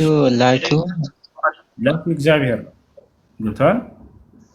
መልአኩም ወደ እርሷ ገብቶ ደስ ይበልሽ፣ ጸጋ የሞላብሽ ሆይ ጌታ ከአንቺ ጋር ነው፣ አንቺ ከሴቶች መካከል የተባረክሽ ነሽ አላት። እርሷን ባየችው ጊዜ ከንግግሩ በጣም ተደነገጠች እና ይህ እንዴት ያለ ሰላምታ ነው ብላ አሰበች። መልአኩም እንዲህ አላት፣ ማርያም ሆይ በእግዚአብሔር ፊት ጸጋ አግኝተሻል፣ አትፍሪ አላት። በማን ፊት? በእግዚአብሔር ፊት። አይደለ? ከአምላክ ዘንድ ጸጋ እንደመጣላት እየገለጸላት ነው። የምትወልደው ምን እንደሆነ ሊነግራት ነው። አሁን ደግሞ እነሆም ትጸንሻለሽ፣ ወንድ ልጅን ትወልጃለሽ፣ ስሙንም ኢየሱስ ትይዋለሽ አለ። ምንድን ነው የምትወልጂው? ፍጹም ሰው ፍጹም አምላክ ትወልጃለሽ አላላትም? ይህን ማለት አያቅተውም ነበር። እነሆ አምላክን ትወልጂዋለሽ በስጋ አላላትም። አይደለ? ወንድ ልጅ ነው የምትወልጂው ነው ያለው። እነሆ ትጸንሻለሽ ወንድ ልጅንም ትወልጃለሽ ስሙንም ኢየሱስ ደግሞ ማለት መንፈስ ቅዱስ በአንቺ ላይ ይመጣል የሚለው ከመንፈስ ቅዱስ እንደሆነ የሚወልደው ፍጡር እንዳሆነ አይገልጽም። መንፈስ ቅዱስ በአንቺ ላይ ይመጣል ይላል። የላከው ደግሞ እግዚአብሔር ነው ይላል። ክርስቶስ ኢየሱስ ደግሞ እግዚአብሔር አብ እንደላከው ይናገራል። አባቴ ልኮኛል ይላል እኮ። ልኮታል መልእክተኛ መሆኑ ፍጡር መሆኑን ነው የሚያሳየው። እንዳው አምላክ አይላክም ልኮታል አይደል? ያ ነው ኢየሱስ ክርስቶስ መልእክተኛ መሆኑ ፍጡሩን የሚገልጽ ነው። እዚህ ጋር እነሆ ትጸንሻለሽ ወንድ ልጅንም ትወልጃለሽ ስሙንም ኢየሱስ ትይዋለሽ አላት። የምትወልደው ወንድ ልጅ እንደሆነ ነው ገብርኤል የነገራት። አምላክ ስለመሆኑ በፍጹም አምላክ ይሄ ነው። እርሱ ታላቅ ይሆናል አላት። ያው እርሱ ታላቅ ይሆናል የልዑል ልጅ ይባላል። የልዑል ልጅ መባል የሚደንቅ አይደለም። አይሁዶችን ሁሉ ኢየሱስ ክርስቶስ አንቱም አብናኡላህ አልዓሊይ ብሏቸዋል። እናንተ የልዑል ልጆች ናችሁ ብሏቸዋል። ገብቶሃል አይደል? ኢየሱስ ክርስቶስንም የልዑል ልጅ ይባላል። ጌታ አምላክ የአባቱን የዳዊትን ዙፋን ይሰጠዋል አለ። አያ ጌታ አምላክ ለማን? ለኢየሱስ ክርስቶስ የአባቱን የዳዊትን ዙፋን ይሰጠዋል። አምላክ ሌላ ነው ነጥሎ ተናገረ። በቃ ኢየሱስ እንዳልሆነ እዚህ ጋር ተስፋ መቁረጥ ነው። ያው አምላክ ለኢየሱስ ክርስቶስ ስልጣን ይሰጠዋል እያለ ነው። ሷላላ በያዕቆብ ቤት ላይ ለዘላለም ይነግሳል ለመንግስቱ መጨረሻ የለውም እያለ ይናገራል። እና ስለዚህ ኢየሱስ ክርስቶስ ለማርያም የተሰጠ ጸጋ ነው እንጂ ሰው እንጂ በፍጹም አምላክ አይደለም። ወንድ ልጅ ነው። እነሆ ትጸንሻለሽ ወንድ ልጅንም ትወልጃለሽ ስሙንም ኢየሱስ ትይዋለሽ ነው የሚለው። ይህን ይመስላል። እሺ ሰላም አለይኩም። ወአለይኩም ሰላም ዲና ሰላም አልሐምዱሊላህ። የመጀመሪያ ጊዜ ነው የገባሁትኝ። አልሐምዱሊላህ ሁሌም እከታተላችኋለሁ። አላህ እውቀቱንም ጨምር። በጣም ደስ ይላል። ያውኗ ልጅ ማይነች ማንም ጥያቄ የምጠይቅ የነበረችዋ ልጅ ሱራ 24 ላይ ስለ የሴቶች ምዕራፍ ላይ አስገብቷት በጣም ዝንግር እያደረጓት ነበረ። እሱ ላይ በደንብ እስኪ አብራርታ እንዴ ብትነግራቸው አሪፍ ነበረ። እና እኛ ስገባ ራሱ አስወረደኝ። አለች ካለች አንድ ቁጥር ተጻፈ አለች ማሂ ቅድም የጠየቅሽው ልጅ እሷ እየጠየቀች ነበረ። ከዛ ማታ ስለ ሴቶች ለ3 ቀን ነው ማም ነገር ነው የሚፈልጓቸው ማም ነገር ብሎ ዝም ብሎ ውሸት እንትን እያስተማራት ነበረ። ስለዚህ ልጁ ዳውን ብዙ ሰው ካፊር ለሽ ማም ነገር ይሏታል። እንዳትሏት እየሰማሁት ነበር። በጣም ያላት አመለካከት ደስ ይላል። እዛ ቤት ገብተህ ስታወራ ነበረ። አላህ እና እሱ ላይ በደንብ ልታወራ ብትኖር ጥሩ ነበር። ለማንኛውም ሱረቱ ኒሳ ቁጥር 24 ላይ ያለው ስለ ጋብቻ የሚናገረው በደንብ ብራራ ስለ ጋብቻ ነው። ሁሌ እዚህ ይጠይቃል እሱ ጥያቄ። ምን ይላል አላህ ሱብሓነሁ ወተዓላ እዚያ ጋር والمحصنات من النساء إلا ما ملكت أيمانكم كتاب الله عليكم وأحل لكم ما وراء ذلكم أن تبتغوا بأموالكم محصنين غير مسافحين فما استمتعتم به منهن فآتوهن أجورهن فريضة ولا جناح عليكم فيما تراضيتم به من بعد الفريضة إن الله كان عليما حكيما. እሺ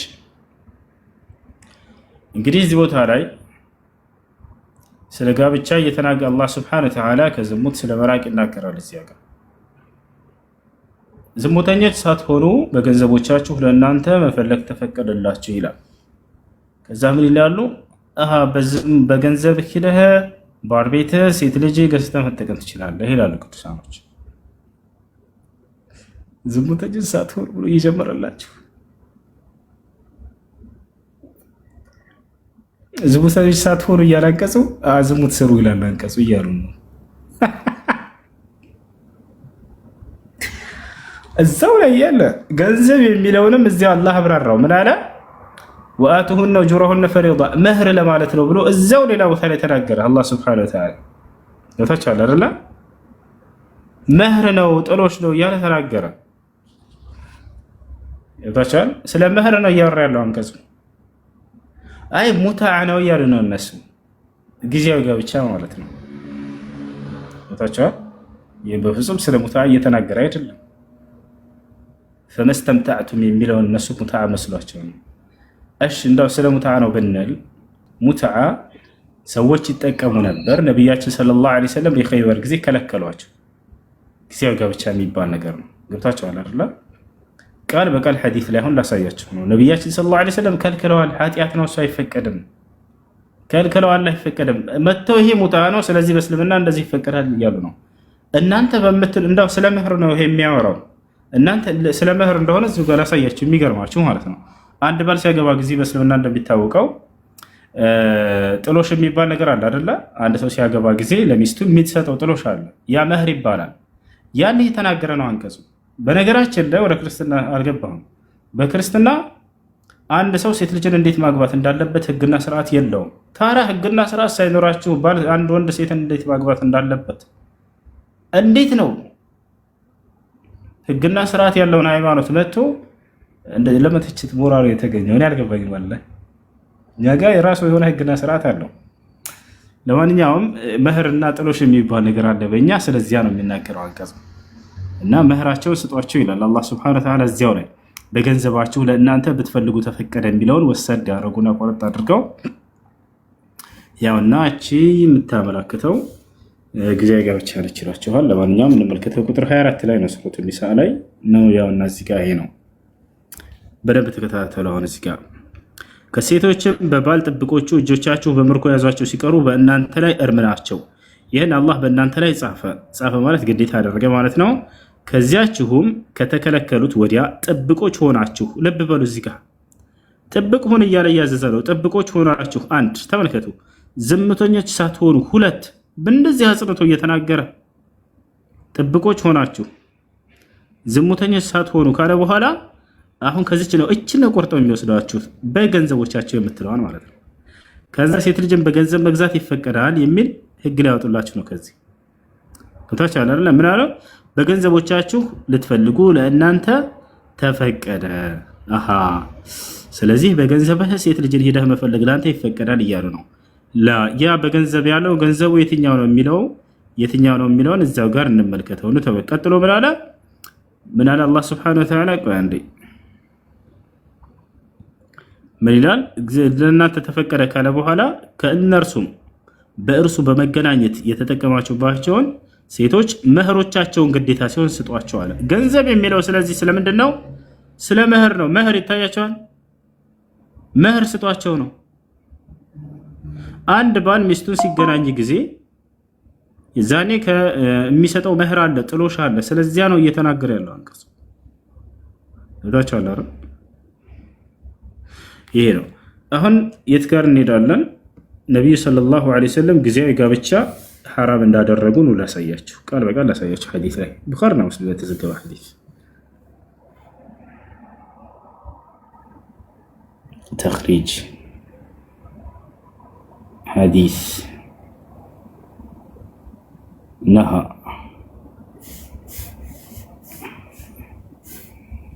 ረሱሉላህ ሰለላሁ ዐለይሂ ወሰለም ተመልከቱ። ሙትዓ ወይንም ጊዜያዊ ጋብቻ በእስልምና ሐራም ተደርጓል።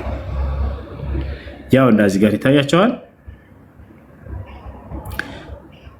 ምንጩን ተመልከቱ። መጀመሪያ ሶሒህ ሙስሊም 1407 ላይ ታገኛላችሁ። ነሳኢም ላይ ልክ እንደ 3366 ላይ፣ ኢብኑ ሒባን 4143 ላይ ታገኛላችሁ። ምን እንደሚል ሐዲስን ተመልከቱ። ሐዲስን ያስተላለፈ ሱሐባ ያው ዓሊ ብን አቢ ጣሊብ ነው። ምን ይላል ሐዲሱ? አነ ረሱሉላህ ሰለላሁ ዐለይሂ ወሰለም ነሃ ዐን ሙትዐት ኒሳ፣ ሴቶችን በጊዜያዊ ጋብቻ ከማግባት የነቢ ሰለላሁ ዐለይሂ ወሰለም ከልክለዋል ይላል። ቃል በቃል ያው ጊዜያዊ ጋብቻ ሐላል ነው በእስልምና፣ ያው ቃል በቃል ተከልክሏል። ኃጢአት ነው፣ ክልክል ነው። እንደዚህ እየተናገሩ ያኔ እስልምና እንደዚህ በግልጽ አይ ጊዜያዊ ጋብቻ ይቻላል ብለው ግን ይሉባቸው። አላህ المستعان አላህ المستعان። ይሄን ይመስላል።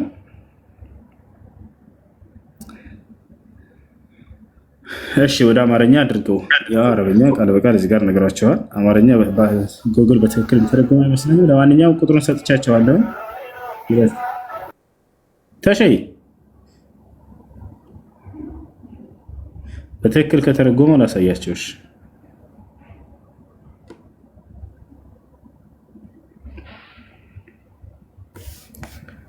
በትክክል ከተረጎመው ላሳያችሁ። ጉግል ትራንስሌት ትግባላችሁ። ብፁዕ ወቅዱስ አቡነ ጉግል ላይ እንግባ።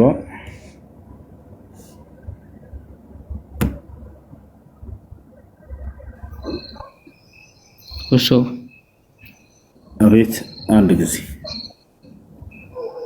ወደ አማርኛ ልቀይረው። ተመልከቱ። አማርኛ የአላህ መልእክተኛ ሴቶች ጊዜያዊ ጋብቻን ከልክለዋል። ዛሬ በትክክል ተርጉሙልኝ። የአላህ መልእክተኛ ነብዩ ሰለላሁ ዐለይሂ ወሰለም ሴቶችን ጊዜያዊ ጋብቻ ከልክለዋል። ያውና እሺ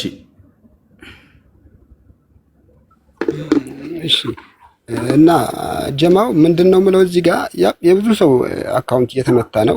ሙስሊሞች ከታይ እንትን ሲናገሩ ኡስታዞች ታብታብ እያረገን ኮፒ ሊንክ እያደረገን ወላሂ ቁጭ ብሎ ምን ጥቅማንዳል? ምንም ጥቅም የለውም። ያ ጀማ ብዙ ሰው አካውንት እና ኢምራን አካውንት ተዘግቶባቸዋል። አሁን እኔም ራሱ ብዙ ጊዜ ቪዲዮ ለቃለሁ እንትን ቪዲዮ ይዘጋብኛል። ስንት አካውንት ነው ከዚህም ከፍተው ወላሂ። እና ሁላችሁም ቁጭ ስትሉ ታብታብ ኮፒ ሊንክ እያደረጋችሁ ሙስሊሞች እሺ ታሽ እሺ السلام عليكم እና مرحبا ايش تشي الو تشي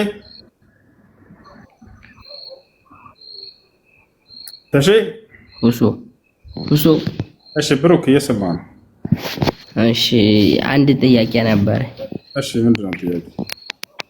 እሺ የሆነ ልጅ ነው እና እንዴት በመስቀል አምሳል ተፈጠርን ይለኛል። በመስቀል አምሳል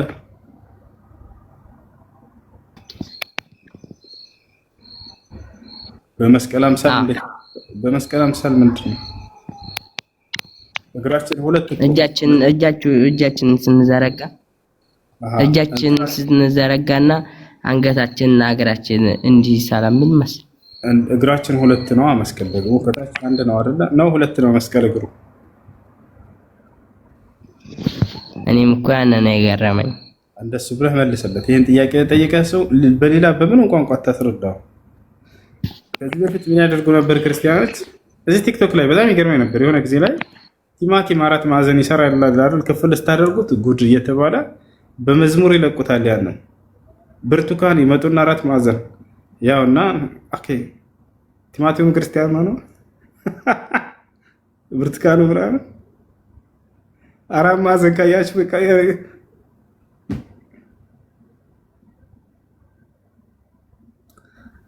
እምነት ቢጸድቀው በመጽሐፍ ነው፣ በማስረጃ ነው።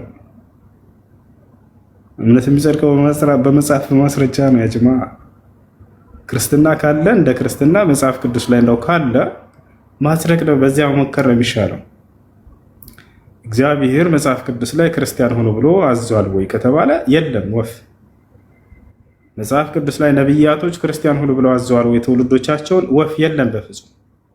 አንድ የመጽሐፍ ቅዱስ ጸሐፊ አንድ ነብይ ጠቅሶ እንደው መጽሐፍ ቅዱስ ላይ አከለ ነብይ ሙሴ ክርስቲያን ነበር ያለበታል ወይ? የለም በፍጹም። ስለዚህ ክርስትናን መጽሐፍ ቅዱስ አያውቀውም።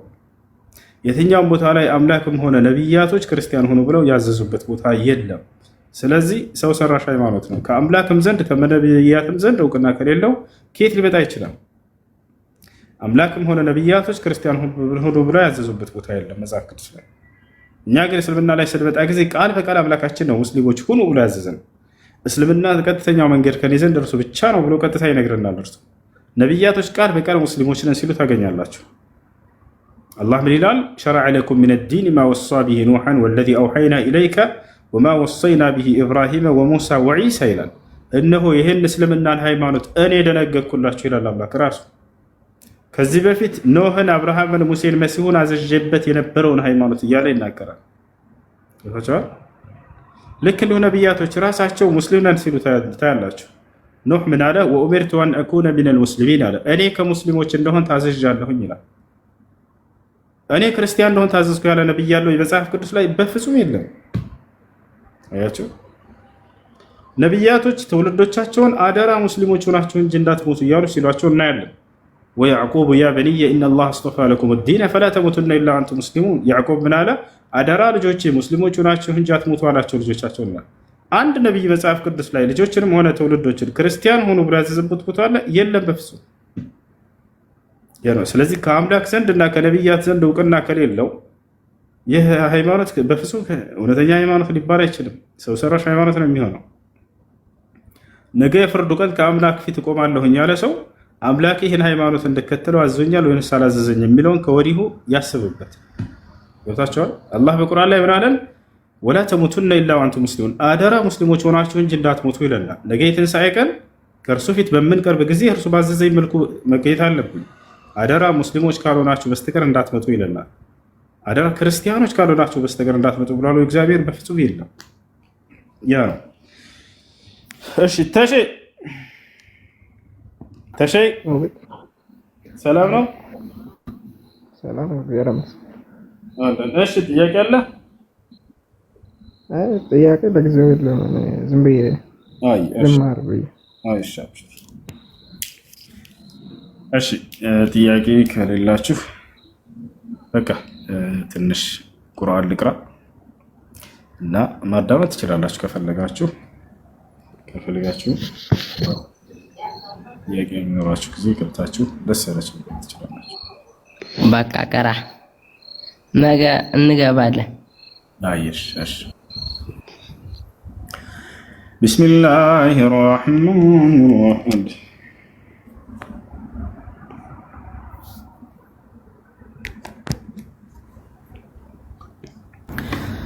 بسم الله الرحمن الرحيم كافها يا عين صاد ذكر رحمة ربك عبده زكريا إذ نادى ربه نداء خفيا قال رب إني وهن العظم مني واشتعل الرأس شيبا ولم أكن بدعائك رب شقيا وإني خفت الموالي من ورائي وكانت امرأتي عاقرا فهب لي من لدنك وليا يرثني ويرث من آل يعقوب واجعله رب رضيا يا زكريا إنا نبشرك بغلام اسمه يحيى لم نجعل له من قبل سميا قال رب أنى يكون لي غلام وكانت امرأتي عاقرا وقد بلغت من الكبر عتيا قال كذلك قال ربك هو علي هين وقد خلقتك من قبل ولم تك شيئا قال رب اجعل لي آية قال آيتك ألا تكلم الناس 3 ليال سويا فخرج على قومه من المحراب فأوحى إليهم أن سبحوا بكرة وعشيا يا يحيى خذ الكتاب بقوة وآتيناه الحكم صبيا وحنانا من لدنا وزكاة وكان تقيا وبرا بوالديه ولم يكن جبارا عصيا وسلام عليه يوم ولد ويوم يموت ويوم يبعث حيا واذكر في الكتاب مريم إذ انتبذت من أهلها مكانا شرقيا فاتخذت من دونهم حجابا فأرسلنا إليها روحنا فتمثل لها بشرا سويا قالت إني أعوذ بالرحمن منك إن كنت تقيا قال إنما أنا رسول ربك لأهب لك غلاما زكيا قالت أنى يكون لي غلام ولم يمسسني بشر ولم أك بغيا قال كذلك قال ربك هو علي هين ولنجعله آية للناس ورحمة منا وكان أمرا مقضيا فحملته فانتبذت به مكانا قصيا فأجاءها المخاض إلى جذع النخلة قالت يا ليتني مت قبل هذا وكنت نسيا منسيا فناداها من تحتها ألا تحزني قد جعل ربك تحتك سريا وهزي إليك بجذع النخلة تساقط عليك رطبا جنيا فكلي واشربي وقري عينا فإما ترين من البشر أحدا فقولي إني نذرت للرحمن صوما فلن أكلم اليوم إنسيا فأتت به قومها تحمله قالوا يا مريم لقد جئت شيئا فريا يا أخت هارون ما كان أبوك امرأ سوء وما كانت أمك بغيا فأشارت إليه قالوا كيف نكلم من كان في المهد صبيا قال إني عبد الله آتاني الكتاب وجعلني نبيا وجعلني مباركا أينما كنت وأوصاني بالصلاة والزكاة ما دمت حيا وبرا بوالدتي ولم يجعلني جبارا شقيا والسلام علي يوم ولدت ويوم أموت ويوم أبعث حيا ذلك عيسى ابن مريم قول الحق الذي فيه يمترون ما كان لله أن يتخذ من ولد سبحانه إذا قضى أمرا فإنما يقول له كن فيكون وإن الله ربي وربكم فاعبدوه هذا صراط مستقيم فاختلف الأحزاب من بينهم فويل للذين كفروا من مشهد يوم عظيم أسمع بهم وأبصر يوم يأتوننا لكن الظالمون اليوم في ضلال مبين وأنذرهم يوم الحسرة إذ قضي الأمر وهم في غفلة وهم لا يؤمنون إنا نحن نرث الأرض ومن عليها وإلينا يرجعون واذكر في الكتاب إبراهيم إنه كان صديقا نبيا إذ قال لأبيه يا أبت لم تعبد ما لا يسمع ولا يبصر ولا يغني عنك شيئا يا أبت إني قد جاءني من العلم ما لم يأتك فاتبعني أهدك صراطا سويا يا أبت لا تعبد الشيطان إن الشيطان كان للرحمن عصيا يا أبت إني قد جاءني من العلم ما لم يأتك يا أبت إني أخاف أن يمسك عذاب من الرحمن فتكون للشيطان وليا قال أراغب أنت عن آلهتي يا إبراهيم إن لم تنته لأرجمنك واهجرني مليا قال سلام عليك سأستغفر لك ربي إنه كان بي حفيا وأعتزلكم وما تدعون من دون الله وأدعو ربي عسى ألا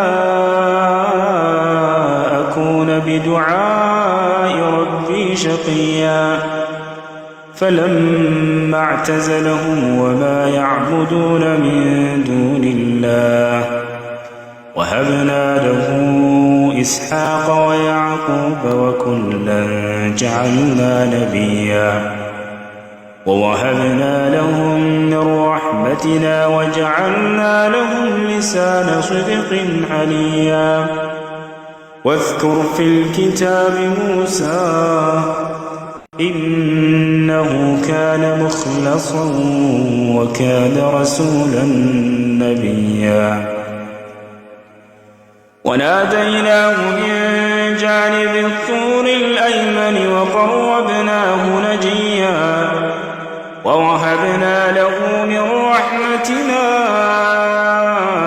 أخاه هارون نبيا واذكر في الكتاب إسماعيل إنه كان صادق الوعد وكان رسولا نبيا وكان يأمر أهله بالصلاة والزكاة وكان عند ربه مرضيا واذكر في الكتاب إدريس إنه كان صديقا نبيا ورفعناه مكانا عليا أولئك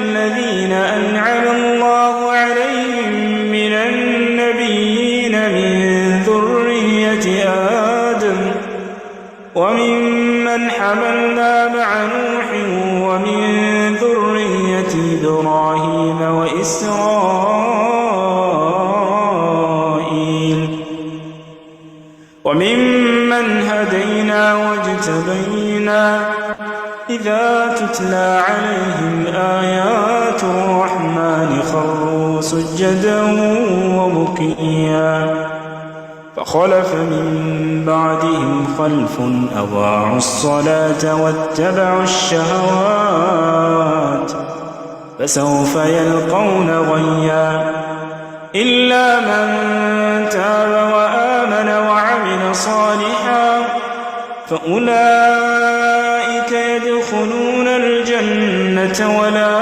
يظلمون شيئا جنات عدن التي وعد الرحمن عباده بالغيب إنه كان وعده مأتيا لا يسمعون فيها لغوا إلا سلاما ولهم رزقهم فيها بكرة وعشيا تلك الجنة التي نورث من عبادنا من كان تقيا وما نتنزل إلا بأمر ربك له ما بين أيدينا وما خلفنا وما بين ذلك وما كان ربك نسيا رب السماوات والأرض وما بينهما فاعبده واصطبر لعبادته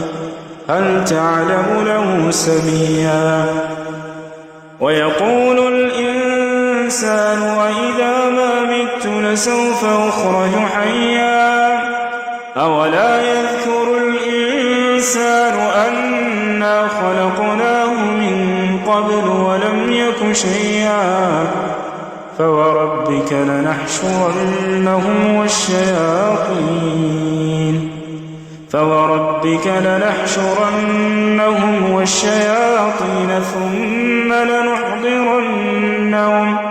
ثم لنحضرنهم حول جهنم جثيا ثم لننزعن من كل شيعة أيهم أشد على الرحمن عتيا ثم لنحن أعلم بالذين هم أولى بها صليا وإن منكم إلا واردها كان على ربك حتما مقضيا ثم ننجي الذين اتقوا ونذر الظالمين فيها جثيا وإذا تتلى عليهم آياتنا بينات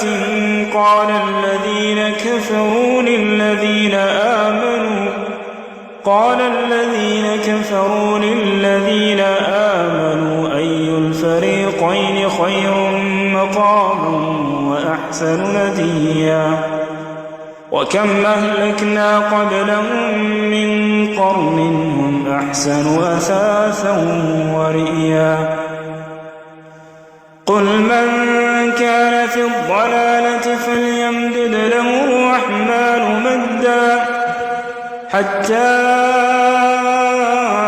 إذا رأوا ما يوعدون إما العذاب وإما الساعة فسيعلمون من هو شر مكانا وأضعف جندا ويزيد الله الذين اهتدوا هدى والباقيات الصالحات خير عند ربك ثوابا وخير مردا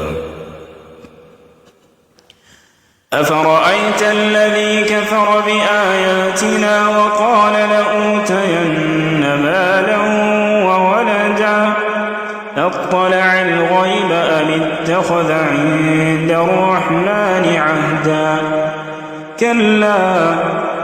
كلا سنكتب ما يقول ونمد له من العذاب مدا ونرثه ما يقول ويأتينا فردا واتخذوا من دون الله آلهة ليكونوا لهم عزا كلا سيكفرون بعبادتهم ويكونون عليهم ضدا ألم تر أنا أرسلنا الشياطين على الكافرين تؤزهم أزا فلا تعجل عليهم إنما نعد لهم عدا يوم نحشر المتقين إلى الرحمن وفدا ونسوق المجرمين إلى جهنم وردا لا يملكون الشفاعة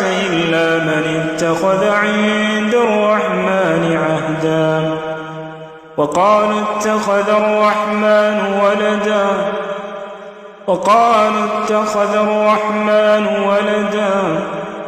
لقد جئتم شيئا إدا تكاد السماوات يتفطرن منه